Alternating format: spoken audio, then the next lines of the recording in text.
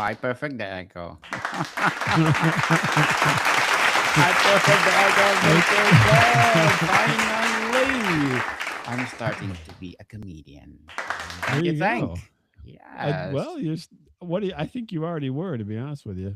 I Oh, think thank you've you, always partner. been a comedian. I'm sure that Yes. you've gotten into some trouble with your little flippant remarks.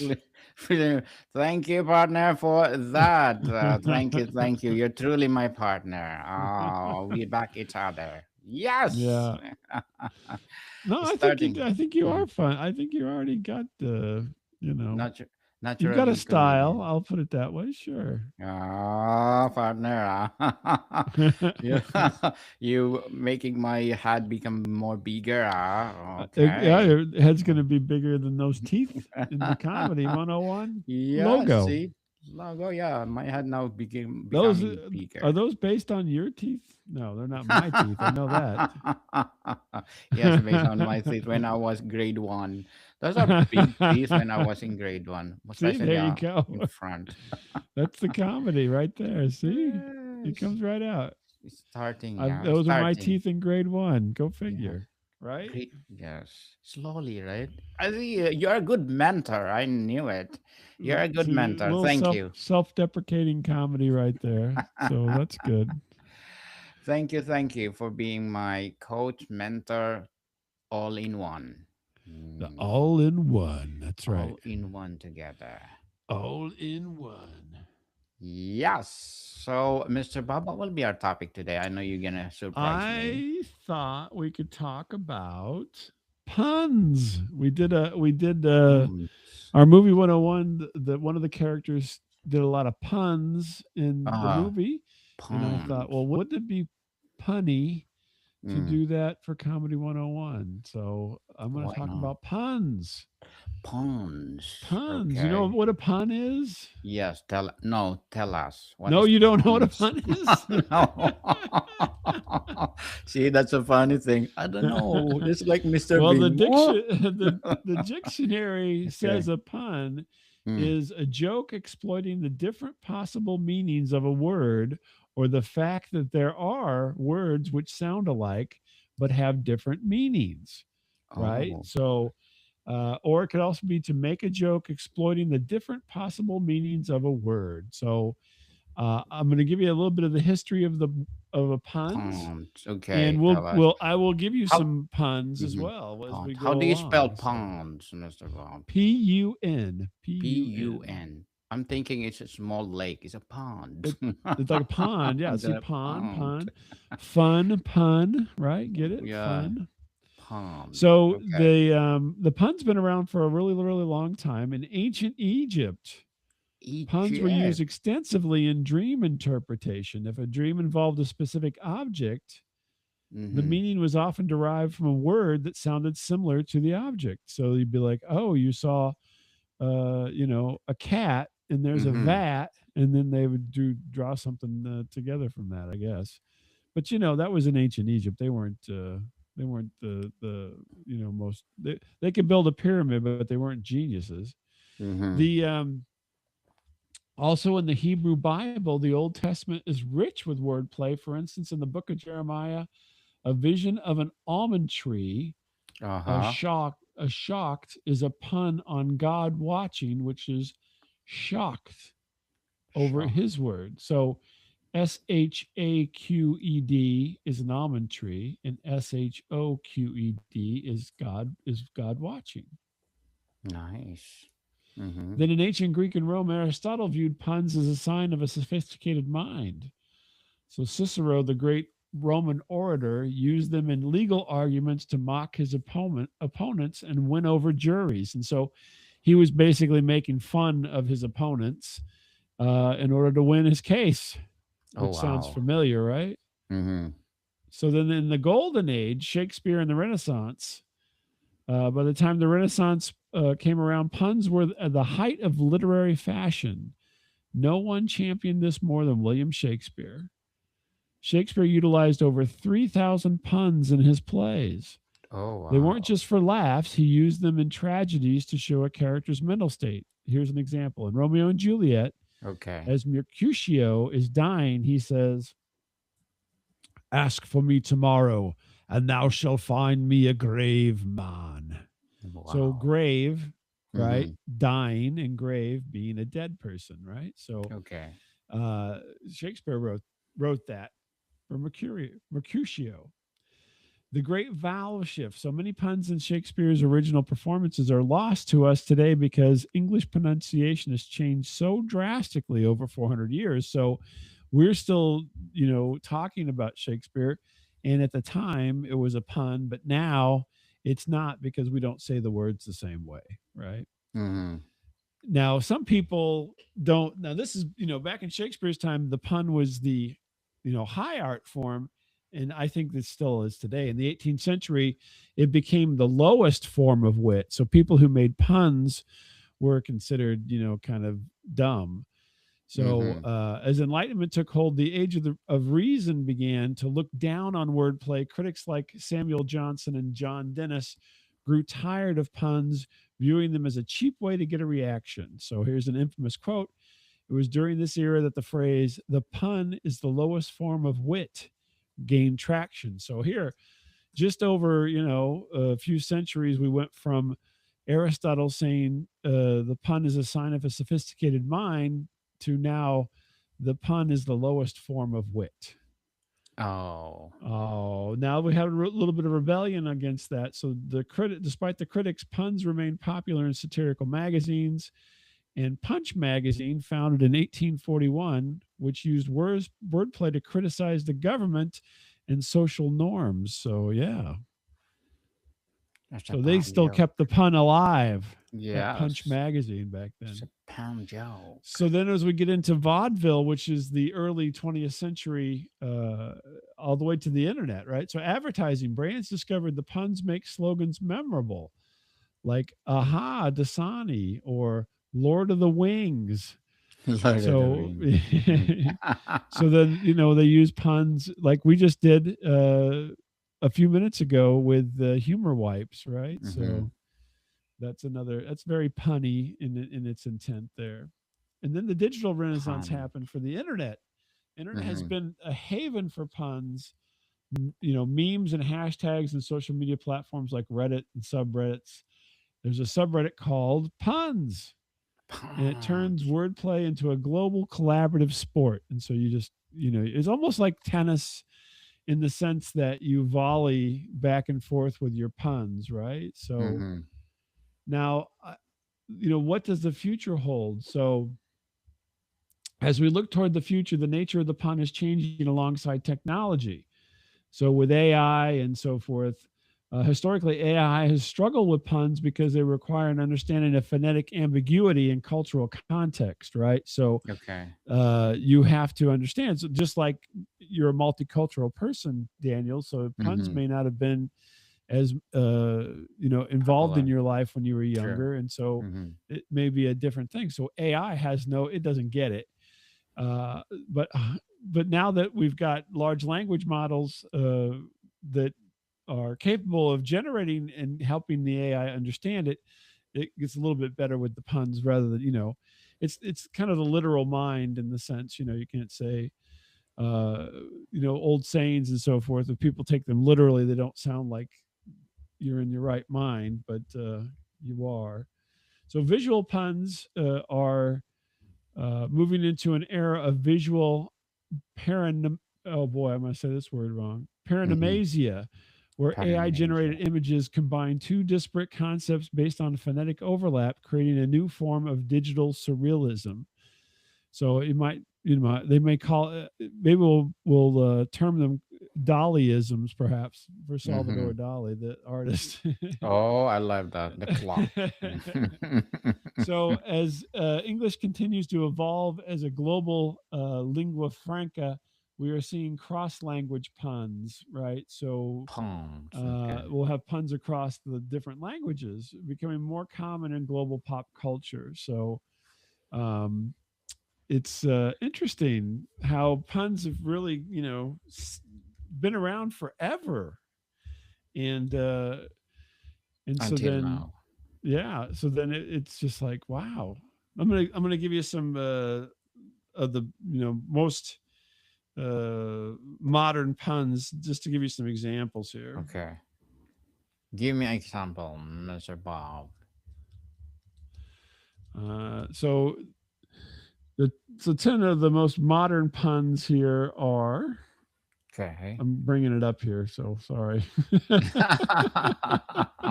I didn't have it open. I bear with you, so Yeah. no worries at So all. I back up you up. Okay. so here you go. I have a joke about an algorithm, but it's only for a very specific target audience. Algorithm, got it, our target audience. So where do meteorologists keep their private files? Where? In the cloud. In the cloud, iCloud. Where's your rim shot at? Where is Mike laughing? Where is my laughing button? I cannot find it. Where is it? Why did the smartphone go to the eye doctor? Eye doctor? Because it lost its contacts. See, contact lenses, contacts. Why did the influencer get a job at the bakery? Because they were great at engaging with the rolls. All right. Engaging. Yes, they're engaging. My wife and I are in a long distance relationship. The connection is there, but there's a lot of buffering. There's not a lot of buffering between us. Buffering. Why did the AI fail its driving test? Why? It kept trying to autofill the parallel parking. I'll give you a couple more here. Yes. I'm reading a book about anti-gravity. It's impossible to put down. Because of the gravity. Why did the dentist become a DJ? Because he was an expert at fixing Bluetooth issues. All right, we'll finish up with this one. Why did the employee get fired from the calendar factory? Why? He took a week off without syncing.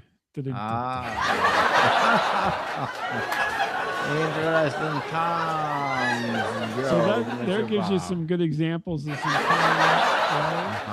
And some of them are like what you would call groaners, right? So a groaner is just kind of a bad joke, but bad puns are called groaners, right? So like, for instance, let's see, what would be a good groaner that we just mentioned? Groaner. So just like a modification of Yo Mama, right? A little bit, yeah. So the one about the meteorologist, so where do meteorologists keep their private files? In the cloud. That's kind of a groaner. It's like, come on. That's not. It's funny, but it's not that funny, right? And so, yeah, groaners is just what people call bad puns, and they'll be like, and sometimes people call a joke a groaner, but puns usually get the thing. And so, yeah, some people really like puns, and some people don't like puns. It's really an interesting mix of things. So I was working with these other comedians, and I'm not necessarily a big pun person myself, but one of the comedians he's very much into puns, and so he has a lot of them. But and so then but another one is like, oh yeah, hate the puns. They can't stand them. They're just like, no, that's not comedy. Puns aren't comedy. But I think they are. I think that even so, the whole idea of comedy is to elicit a response. You hope that response is funny, right? But even if you get a chuckle and then they go, oh, right? So it's a groaner, you still got the laugh, right? So you're always trying to get the laugh. And so I don't think puns are that bad. I actually like them, especially when they're good puns. But it doesn't. Some people are like, puns are the worst, and you should never ever use them in your comedy. But I don't agree with that at all. Mm-hmm. I totally think that you can use them as much as you want, and you know, it's it's something that some people really like them. So it, I think one of the interesting things is I think a lot of puns. So you have a divide also in comedy for clean comedy and people who are, you know, not PG or G rated. And puns generally fall into that G rated category. Most of the puns are things that everybody finds acceptable and are okay for everybody to talk about, you know. So there's not a lot of Mm-hmm. puns that are real dirty. And so puns end up in a lot of clean comedy because it's just easier, right? So you got that aspect of it. I suppose you could make a bunch of dirty puns, but Dirty jokes. maybe that'll be Daniel. That's what you'll do. Make dirty puns. Dirty puns. So, Dan- Mr. Bob, you can use these forms of jokes in improv, oh yeah. Oh like yeah. yo mama, Hmm. the puns you will combine together. Is it okay to do that? Oh yeah, definitely. I think anything Mm-hmm. goes. So like I said, the whole point of doing comedy is to make people laugh. And so however you can get that to happen, that's why you use slapstick. We talked about that. We talked about, Slapstick, yeah. yeah, we talked about the knock knock jokes. We've talked about yo mama jokes. We talked about, so yeah, all this stuff is basically just tactics in a way, and everybody kind of has their, you know, um, their tool belt. I guess you would say. And so some people are really good at puns, and some people are really good at the other stuff. And so you have to use whatever you're best at, right, to get the laugh. So you always want to just be working with your, you know, in your area, but you have to know all these things in order to find out what you like best and what kind of comes to you naturally. Um, and so you, I would say, so far from our interactions doing this, is you like self-deprecating humor, which we haven't done a show on that yet. But Mm-hmm. like your joke about the teeth, you're like, yes, that was my teeth in grade one. That's a Mm-hmm. self-deprecating joke. So then everybody is looking at you and thinking of you with these So big you teeth. love. Mm-hmm. Right, and it's funny. I Uh-huh. mean, and you're making fun of yourself, you're comfortable with that, and that's all good. And so yeah, self-deprecating humor is actually pretty big right now. So, Mm-hmm. you know, and I'll do a thing on that at another, we'll get it further into that later, I think, on another show. Maybe I'll do it next week, who knows. Yes, let's do it next week. Definitely. But I would say that's been the humor that you've brought out so far, Mm-hmm. is self-deprecating humor, because you always are using yourself as the example and making it funny. And so yeah, that's good. Yes. And you need That's to good. develop. I need to develop it, right? Sure. I mean, if it works, then that's what And you go for, because yeah. you're getting the laugh. And so, you know, you could do a whole routine on self-deprecating humor. The, you know, because you have the experience of living in, you know, different countries. And so, and we talked about that prior as well. And so you can use the, you know, kind of fish out of water scenario as yourself. You know, when I first came to Canada, I didn't realize, you know, who's Tim Horton, why everybody likes Tim Horton, you know. Mm-hmm. Then you become the, you know, focus of things. And the other thing to do would be for you to mishear things or misunderstand the meaning of things because you're new to the environment. And so that all can be very funny as well. And so then you're also not picking on people too much, right? So Yes. um, then you become the focus of the joke, rather than picking on you know, somebody else, and belittling people. So it's not the same whenever you do it to yourself, especially when it's intentional. So you know, Mm-hmm. yeah. So, Mr. Bob, how would you uh make your own signature in a comedy, especially improv? Well, I think the thing to do would be to be yourself, always, right? Mm, So you want to be yourself. And a lot of times there's it's kind of natural, right? So you're natural, yeah. naturally the things that will come out will be things that you would probably do anyway, whether you were, in doing anything to make people laugh or not. And those Yes. are the most natural, and then those I think become the most funny.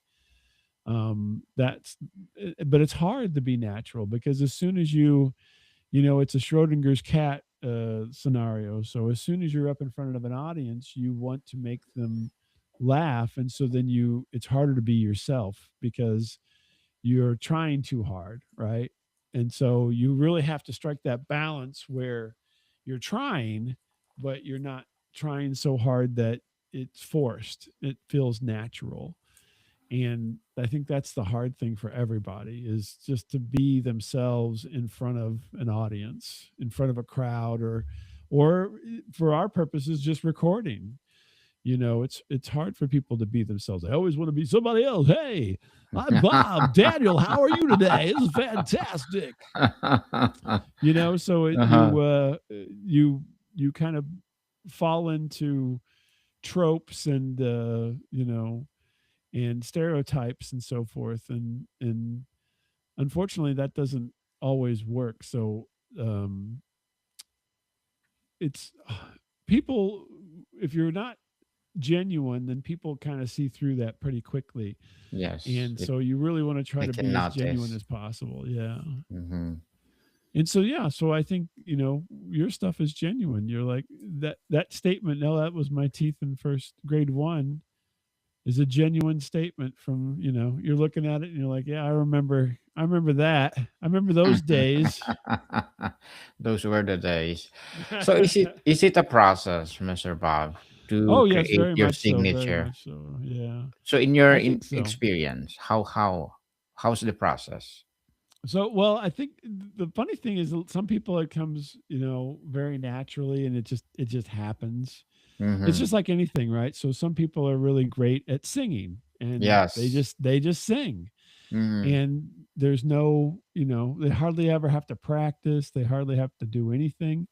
And then other people have they well, some people Practice. can't sing, but Yes. uh, but They then need to you practice. maybe you can sing a little bit, but it's not Mm-hmm. great, and so then you got to practice, practice, practice, and you could practice, and sometimes you just never are as good as that other friend who's just naturally has the ability.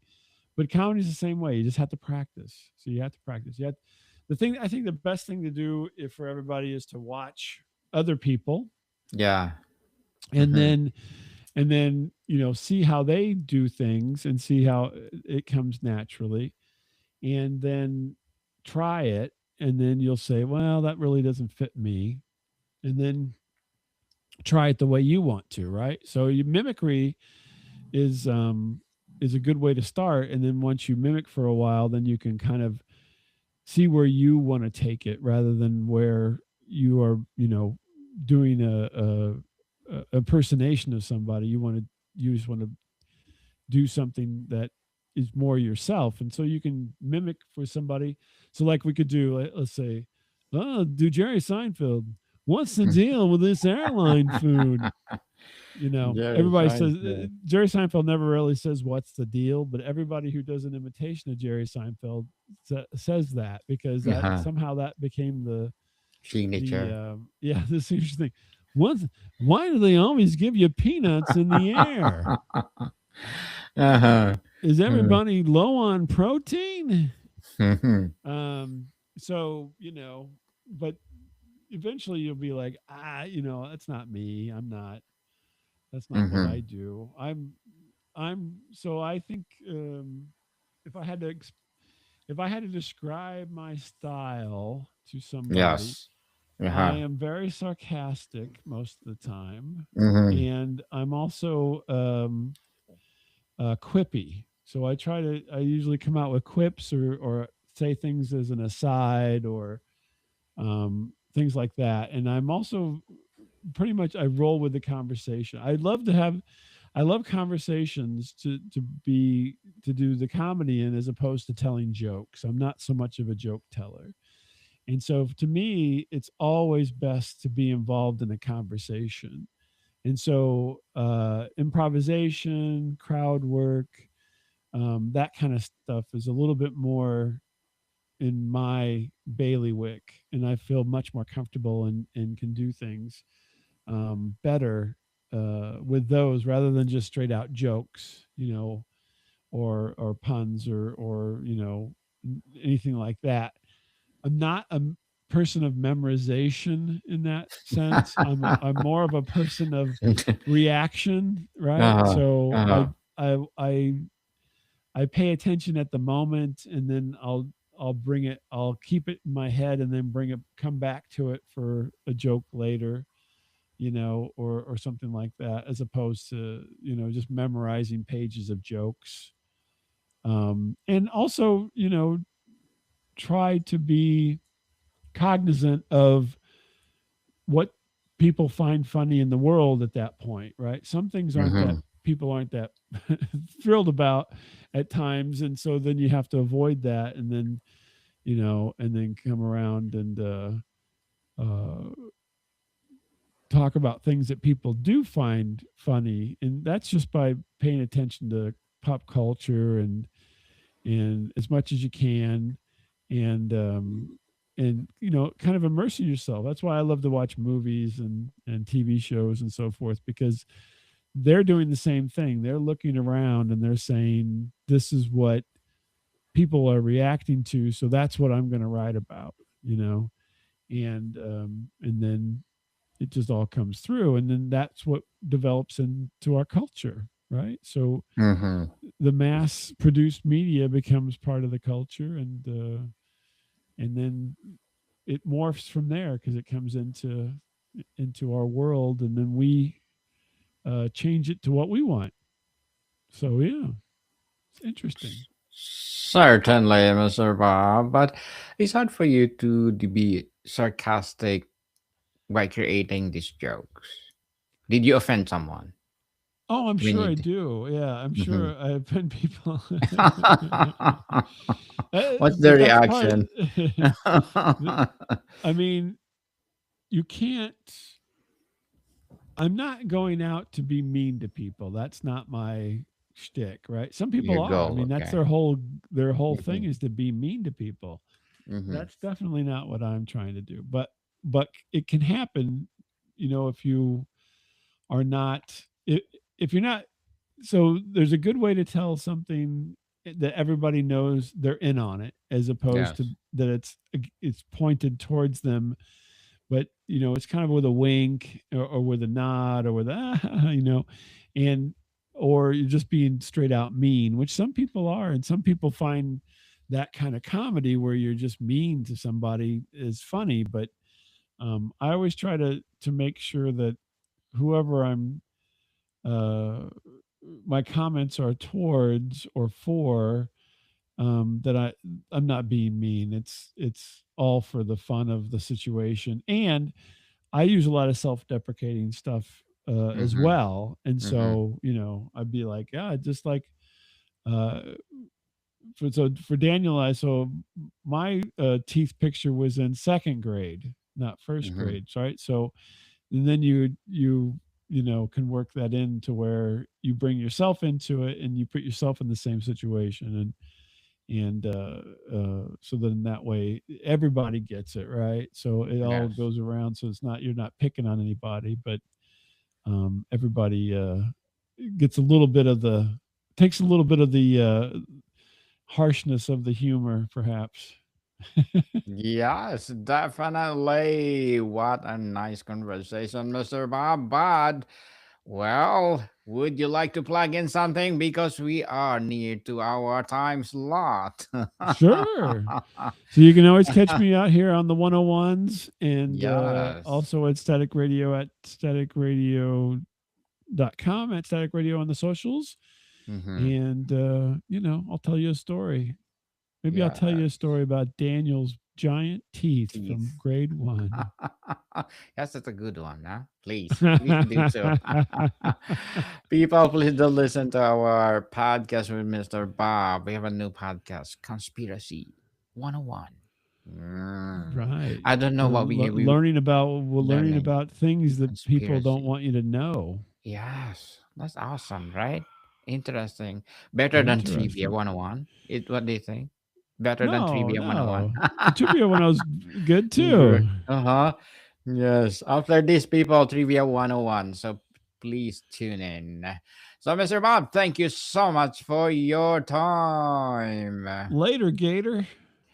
More to come, people. See you soon. My goodness, I cannot find my joke. My my joke, drum joke. My laugh. Where are you? I'll Not laugh. laughing. Where are There we you? are. Here we go. On to the 101s. 101. Nice.